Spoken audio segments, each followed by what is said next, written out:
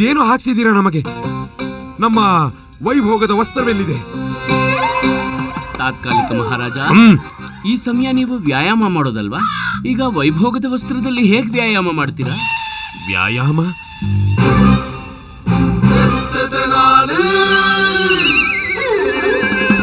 ಏನ್ ಮಾಡಬೇಕು ಇಲ್ಲಿ? 108 ಸೂರ್ಯ ನಮಸ್ಕಾರ ಮಾಡಬೇಕು. ಹೌದಾ? ಇದರ ಅವಶ್ಯಕತೆ ಏನಿದೆ? ನಮ್ಮ ಮಹಾರಾಜ ಶ್ರೀಕೃಷ್ಣ ದೇವರಾಯರು ಹೀಗೆ ಮಾಡೋದು. ಹೌದಾ? ಹಾಗಾದ್ರೆ ಸರಿ, ಈ 100 ಸೂರ್ಯ ನಮಸ್ಕಾರ ನಮ್ಮ ಧಣಿಮಣಿ ಮಾಡ್ತಾರೆ, ನಾವು ಇನ್ನು 8 ಮಾಡ್ತೀವಿ. ಗುರುಜಿ ನಾವ ಯಾವ ಕೆಲಸಕ್ಕೂ ಬರಲ್ಲ ಇವರು.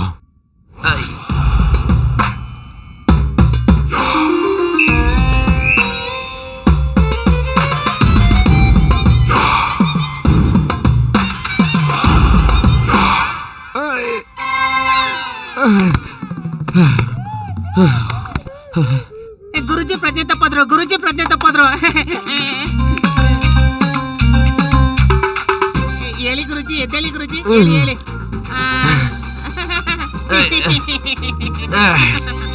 ಸಾಕು, ಇನ್ನು ನಮ್ಮಿಂದ ಆಗಲ್ಲ. ಈಗ ನಾವು ನಮ್ಮ ಶಯನ ಕೊಠಡಿಗೆ ಹೋಗ್ತೇವೆ. ಅಯ್ಯಯ್ಯೋ ತಾತ್ಕಾಲಿಕ ಮಹಾರಾಜ, ಇನ್ನೂ ಕತ್ತಿ ವರಸೆಯ ಅಭ್ಯಾಸ ಬಾಕಿ ಇದೆ.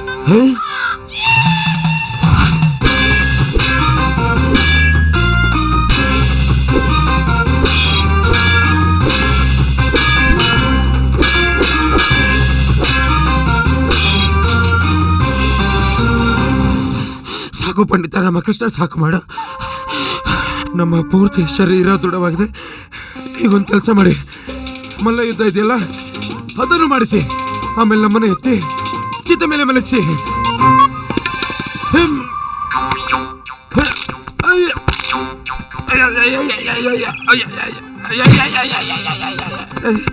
ಕೊಂದ್ರು ನಮ್ಮನ್ನ ಯಾವ ಮೂರ್ಖರ.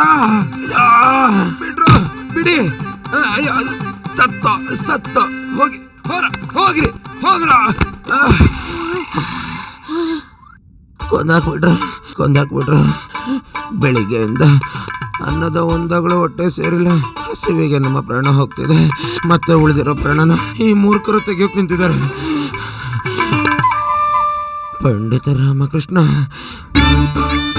ಏನಾದ್ರೂ ಸಿಗುತ್ತಾ ತಿನ್ನೋಕೆ? ನಮ್ಮ ಆಧರಣೀಯ ಮಹಾರಾಜ ತಿನ್ನೋದೇ ಇಲ್ವೋ? ತಾತ್ಕಾಲಿಕ ಮಹಾರಾಜ ಅವಶ್ಯ ತಿಂತಿದ್ರು. ಹಾಗಾದ್ರೆ ತರಿಸಿ. ಮತ್ತೆ ಯಾವ ಮುಹೂರ್ತ ನೋಡ್ಬೇಕು ಅದನ್ನ ತರೋದಕ್ಕೆ? ತಾವು ಆಸೀನರಾಗಿ, ನಾವು ಇವಾಗ್ಲೇ ತರಿಸ್ತೀವಿ. ಬನ್ನಿ ಬನ್ನಿ.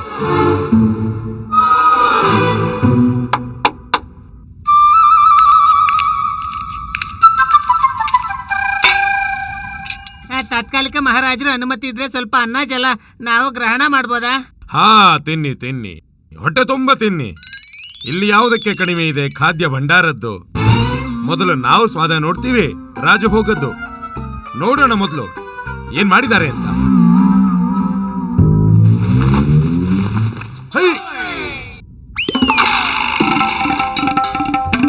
ಇದೇನು? ಈ ಪ್ರಸಾದ. ರಾಜಭೋಗದ ಮೊದಲು ಪ್ರಸಾದ ತಿನ್ನಬೇಕು. ಇಲ್ಲ ತಾತ್ಕಾಲಿಕ ಮಹಾರಾಜ, ಇದು ಪ್ರಸಾದವಲ್ಲ. ಮತ್ತೇನು? ಇದು ನಿಮ್ಮ ಇವತ್ತಿನ ಜಲಪಾನ. ಜಲಪಾನನ? ಇದು 2 ಬಾದಾಮಿ ಮತ್ತು 1 ಲೋಟ ಜಲ. 1 ಲೋಟ ಜಲವಲ್ಲ, ತುಳಸಿ ಜಲ. ಇವತ್ತು ಶುಕ್ರವಾರ, ಮತ್ತೆ ಪ್ರತಿ ಶುಕ್ರವಾರ ನಮ್ಮ ಅಸ್ಲಿ ಮತ್ತೆ ನಮ್ಮ ಆಧರಣೀಯ ಮಹಾರಾಜ ಶ್ರೀಕೃಷ್ಣ ದೇವರಾಯರು ತಮ್ಮ ಪ್ರಜೆಗಳ ಸುಖ, ಶಾಂತಿ ಮತ್ತು ಉನ್ನತಿಗಾಗಿ ಉಪವಾಸ ಮಾಡ್ತಾರೆ. ಮತ್ತೆ ಕೇವಲ ಇದನ್ನೇ ತಿಂತಾರೆ. ಈಗ ಉಪವಾಸದ ಅಂತಹ ಪವಿತ್ರ ಪರಂಪರೆನ ನೀವು ನಿಭಾಯಿಸ್ಕೊಂಡು ಹೋಗ್ಬೇಕಲ್ವಾ ತಾತ್ಕಾಲಿಕ ಮಹಾರಾಜ? ನಾವು ಸಾಯ್ತೀವಿ. ಏನು? ಹಾ, ಪರಂಪರೆ ನಿಭಾಯಿಸೋಣ. ಒಬ್ಬ ರಾಜರ ಪರಂಪರೆಯನ್ನು ಗೌರವಿಸಲೇಬೇಕು. ಇದನ್ನೇ ತಿಂತೀವಿ. ತಾತ್ಕಾಲಿಕ ಮಹಾರಾಜರಿಗೆ ಜೈ. ಏನಾಯ್ತು? ಯಾಕೆ ಕಿರ್ಚ್ಕೊಂಡ್ರಿ? ಅಯ್ಯೋ, ನೀವು ಎಷ್ಟು ಒಳ್ಳೆ ಮಾತಾಡಿದ್ರಿ ತಾತ್ಕಾಲಿಕ ಮಹಾರಾಜ. ಅದಕ್ಕೆ ಜೈಕಾರ ಹಾಕ್ಬೋದಲ್ವಾ? ನೀವೇ ಹೇಳಿದೀರಾ ನಿಮ್ಮ ಜೈ ಜೈಕಾರ ಉಚ್ಚ ಸ್ವರದಲ್ಲಿ ಮಾಡ್ಬೇಕಂತ. ತಾತ್ಕಾಲಿಕ ಮಹಾರಾಜ, ರಾಜ ದರ್ಬಾರ್ಗೆ ಸಮಯವಾಗಿದೆ, ಹೋಗೋಣ. ನಮ್ಮ ಭೋಜನವನ್ನು ಏನು ಮಾಡುವುದು? ತಾತ್ಕಾಲಿಕ ಮಹಾರಾಜ, ಇಲ್ಲಿಯವರೆಗೂ ತುಳು ವಂಶದ ಯಾವುದೇ ಮಹಾರಾಜರು ದರ್ಬಾರಿಗೆ ಉಪಸ್ಥಿತರಾಗಲು ಒಂದು ಕ್ಷಣ ಕೂಡ ವಿಳಂಬ ಮಾಡಿಲ್ಲ.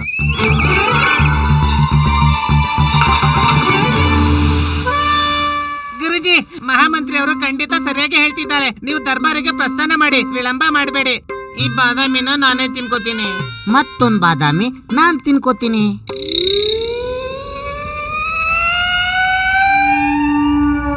ನಗು, ಎಷ್ಟು ನಗ್ತೀಯೋ ನಗು ಪಂಡಿತ. ನಿನ್ನ ಸಮಯ ಪೂರ್ತಿಯಾಗಿದೆ. ಈಗ ನಮ್ಮ ಸರದಿ.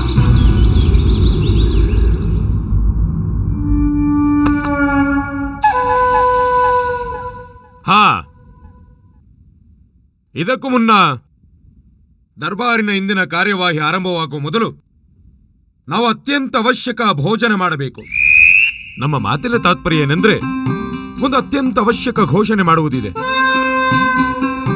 ಅದೇನೆಂದ್ರೆ, ನಿಮಗೆ ತಿಳಿದಿರುವ ಹಾಗೆ ನಾವು ಒಬ್ಬ ಸೀದಾ ಸಾದಾ ಪೂಜಾ ಪಠಿಸುವ ಪಂಡಿತ. ನಮ್ಮ ರಾಜ್ಯಭಾರದಿಂದ ಏನು ಪರಿಣಾಮವಾಗುತ್ತೆ, ಈಗೇನ್ ಮಾಡುವುದು? ಮಹಾರಾಜರ ಆದೇಶವಾಗಿದೆ.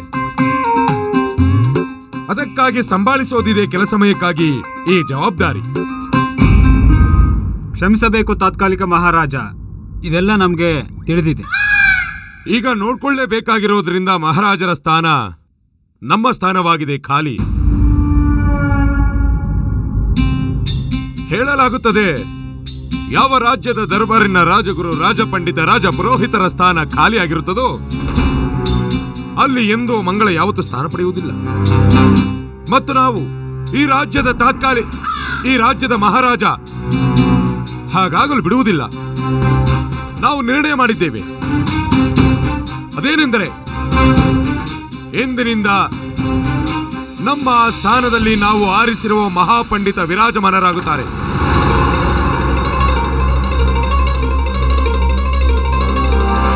ಬಾಬಾ ದಾಯಿಬಾಯಿ, ಕೃಪೆ ಮಾಡಿ ಇಲ್ಲಿ ಬನ್ನಿ ಮತ್ತು ನಿಮ್ಮ ಶುಭ ಚರಣದಿಂದ ನಮ್ಮ ಸ್ಥಾನವನ್ನು ಸುಶೋಭಿತಗೊಳಿಸಿ. ಅಲೋಕ್ ನಿರಂಜನ್, ಅಲೋಕ್ ನಿರಂಜನ್, ಅಲೋಕ್ ನಿರಂಜನ್.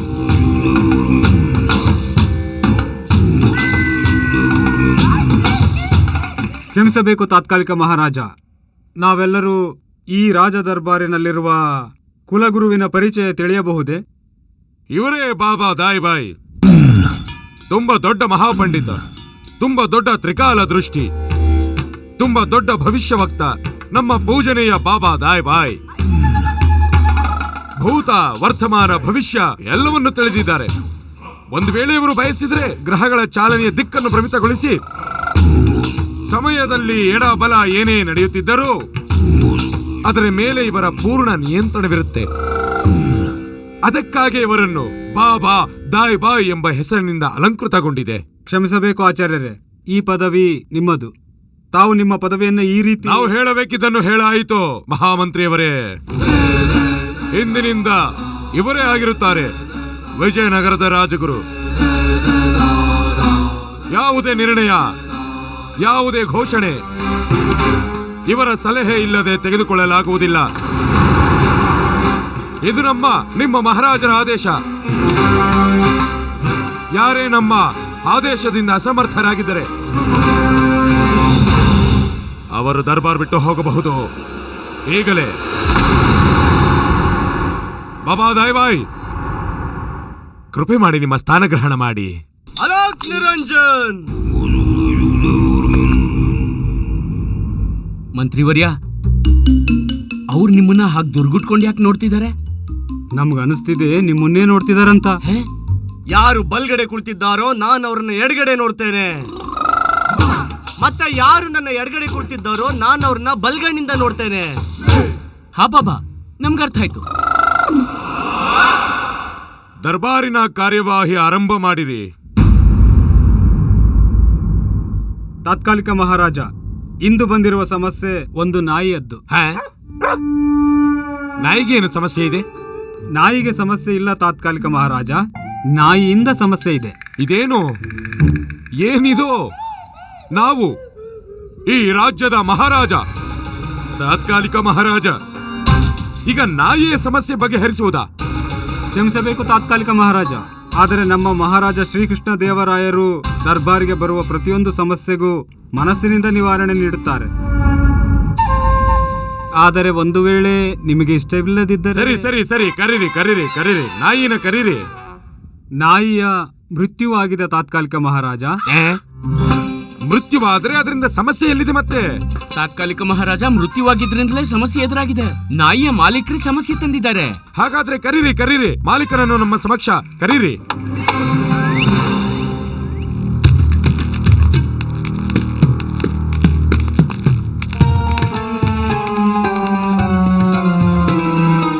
ಯಾರು ಬಲಕ್ಕೆ ನಿಂತಿರುವರೋ ಅವರ ಹೆಸರು ಶಂಕರ, ಮತ್ತವರ ಪಕ್ಕದಲ್ಲಿರುವವರು ಅವರ ಹೆಸರು ಗೋವಿಂದ. ಗೋವಿಂದರ ಹೇಳಿಕೆ ಏನೆಂದರೆ ಅವರ ನಾಯಿ ಶಂಕರನ ತೋಟಕ್ಕೆ ನುಗ್ಗಿ ಮತ್ತವನ ತೋಟವನ್ನ ಹಾಳು ಮಾಡಿಬಿಟ್ಟಿತೆಂಬುದು. ಇವನ ಏನ್ ಹೆಸರು ಹೇಳಿದ್ದು? ಶಂಕರ ಮಹಾರಾಜ, ಶಂಕರ. ಯಾವುದೋ ಒಂದು. ಇವನು ಇವನ ನಾಯಿನ ಕೊಂದು ಹಾಕ್ದ ಅಲ್ವಾ? ಮಹಾರಾಜ, ನಾನು ನಾಯಿನ ಸಾಯಿಸ್ಲಿಲ್ಲ. ಆ ನಾಯಿನ ತೋಟದಲ್ಲಿ ಹಣೆಯನ್ನು ತಿಂದು ತನಗೆ ತಾನೇ ಪ್ರಾಣ ಬಿಟ್ಟಿದೆ. ಅದಕ್ಕೆ ನಾವೇನ್ ಮಾಡ್ಬೇಕು? ನಾಯಿಯನ್ನ ಕೊಂದ ಅಪರಾಧಕ್ಕೆ ಹಣವೆಯ ತಳಿಯನ್ನ ನೇಣಿಗೆ ಹಾಕಬೇಕಾ? ನಾಯಿ ತನಗೆ ತಾನೇ ಸತ್ರೆ ದೂರ ಯಾಕೆ ನೀಡೋಕ್ ಬಂದಿದ್ಯಪ್ಪ? ಮಹಾರಾಜ, ದೂರ್ ನೀಡೋದಕ್ಕೆ ಇವನೆಲ್ಲ ನಾನ್ ಬಂದಿರೋದು. ನನ್ನ ನಾಯಿ ಸ್ವಯಂ ಸತ್ತಿಲ್ಲ ಮಹಾರಾಜ. ಈ ಶಂಕರನೇ ಅದ್ರ ಪ್ರಾಣ ತೆಗ್ದಿದ್ದಾನೆ. ಹತ್ಯೆಗಾರ ಆ ಅಣೆಬೆಯ ತಳಿಯಲ್ಲ ಮಹಾರಾಜ, ಅದನ್ನ ತೋಟದಲ್ಲಿ ಬೆಳೆಸಿರೋ ಈ ಶಂಕರನೇ ಮಹಾರಾಜ. ಇವನು ಬೇಕು ಅಂತಲೇ ನಾನ್ ಸಾಕಿರೋ ಪ್ರಿಯ ನಾಯಿಯನ್ನ ಕೊಲ್ಲೋದಕ್ಕೆ ತನ್ನ ತೋಟದಲ್ಲಿ ವಿಷ ಬೆರೆಸಿರೋ ಅಣಬೆನ ಬೆಳೆಸಿದಾನೆ. ಇದ್ರಿಂದ ನನ್ನ ನಾಯಿ ಇವನ್ ತೋಟಕ್ಕೆ ಹೋಗಿ ಅಣಬೆ ತಿಂದು ಮೃತ್ಯು ಪ್ರಾಪ್ತಿ ಆಗ್ಲಿ ಅಂತ ಮಹಾರಾಜ. ಇದು ಸುಳ್ಳು ಮಹಾರಾಜ, ಇದು ಸುಳ್ಳು. ಇಲ್ಲ ಮಹಾರಾಜ, ಇದು ಇವನು ಬೇಕು ಅಂತಲೇ ಮಾಡಿರೋ ಹತ್ಯೆ. ಮತ್ತೆ ಹತ್ಯೆಗಾರ ಯಾರು ಅಲ್ಲ, ಈ ಶಂಕರ ಮಹಾರಾಜ.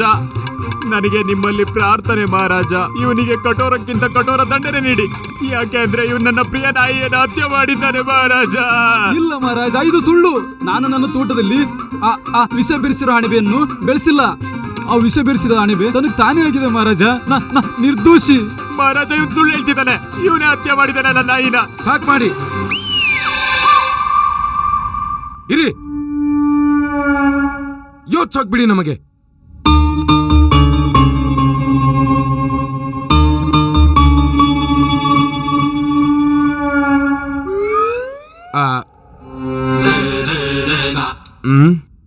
ಹೇಳಿ ಗುರುಜಿ.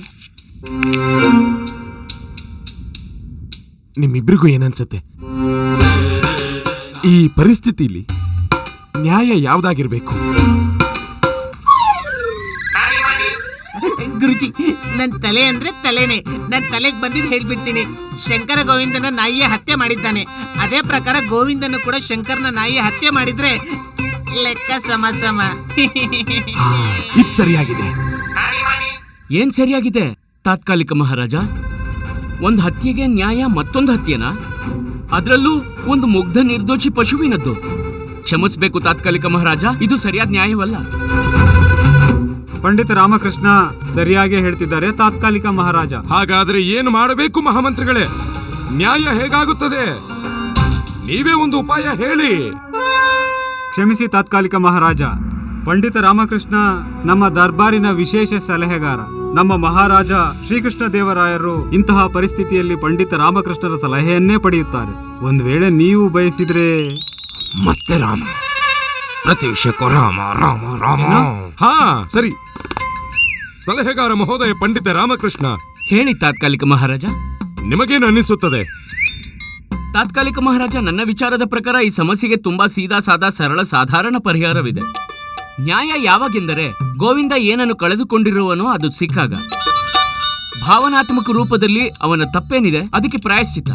ಅದು ಯಾವಾಗ ಸಂಭವಿಸುವುದೆಂದರೆ ಗೋವಿಂದನಿಗೆ ಅವನ ನಾಯಿ ದೊರೆತಾಗ.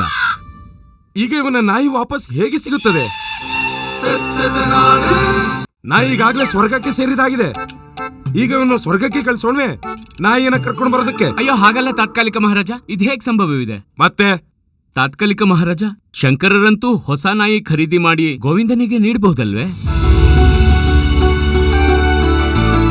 ಒಪ್ಕೋತೀನಿ, ಬಹುಶಃ ಅವರ ಹೊಸ ನಾಯಿ ಮೊದಲಿದ್ದ ಇವರ ಪ್ರಿಯ ನಾಯಿಯ ಸ್ಥಾನ ಪೂರ್ತಿ ಮಾಡಕ್ಕಾಗಲ್ಲ.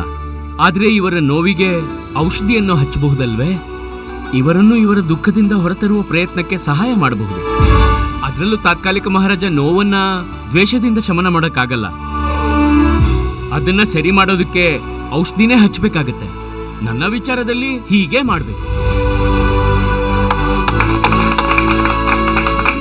ತುಂಬಾ ಚೆನ್ನಾಗಿದೆ ಪಂಡಿತ ರಾಮಕೃಷ್ಣ, ತುಂಬಾ ಚೆನ್ನಾಗಿದೆ. ಇದಕ್ಕಿಂತ ಒಳ್ಳೆ ನ್ಯಾಯ ಇನ್ನೇನಾಗೋಕ್ ಸಾಧ್ಯ?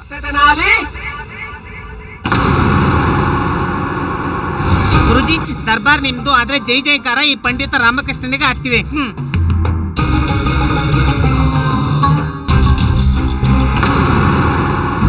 ಅಲಕ್ ನಿರಂಜನ್! ಅನರ್ಥ, ಘೋರ ಅನರ್ಥ. ಕಾಲದೇವನ ಪ್ರಚಂಡ ರೂಪ, ವಿಪತ್ತು, ಆಪತ್ತು, ಘೋರ ಅಶುಭ ಕಾಲ. ಯಾರ ಮೇಲೆ ಬಾಬಾ? ಈ ಪಂಡಿತ ರಾಮಕೃಷ್ಣನ ಮೇಲೆ.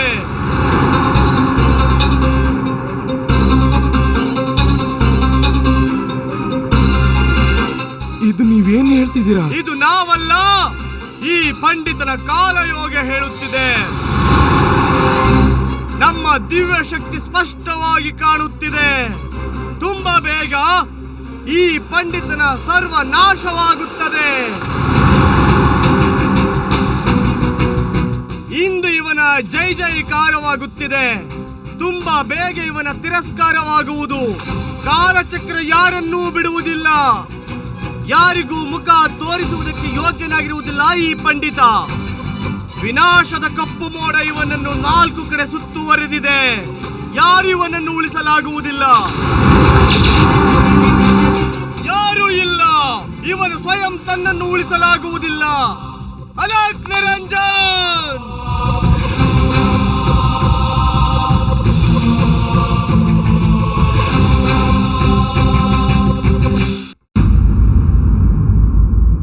ಬಾಬಾ ಬಾಬಾ ಬಾಬಾ, ಇನ್ನೂ ಧೈರ್ಯವೇ ಬರುತ್ತಿಲ್ಲ ನಮಗೆ.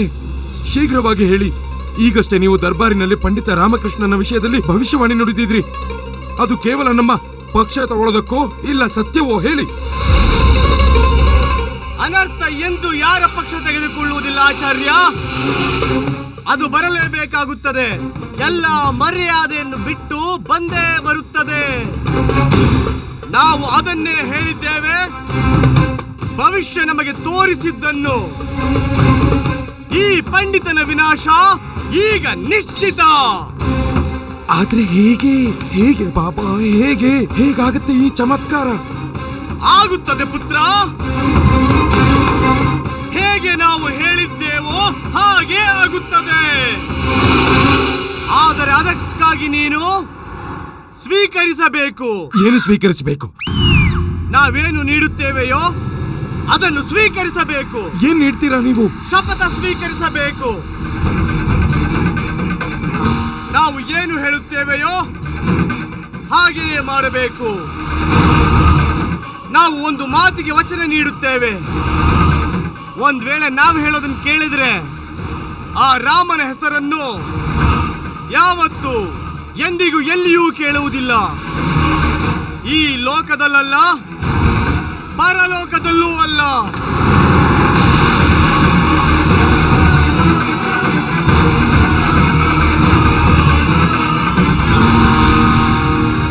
ಆಗಲಿ ಬಾಬಾ, ನೀವು ಹೇಗೆ ಹೇಳುತ್ತೀರೋ ನಾವು ಹಾಗೆ ಮಾಡುತ್ತೀವಿ. ನಾವು ಶಪಥ ಮಾಡ್ತಿದ್ದೇವೆ. ಹಾಗಾದ್ರೆ ಅರ್ಥ ಮಾಡ್ಕೋ. ಆಯ್ತು, ನಿನ್ನ ಮನೋಕಾಮನೆ ಪೂರ್ತಿ. ನಾವು ವಚನ ನೀಡ್ತೇವೆ. ನಾಳೆ ದರ್ಬಾರಲ್ಲಿ ಪಂಡಿತ ರಾಮಕೃಷ್ಣನ ಅಂತಿಮ ದಿನವಾಗುತ್ತದೆ.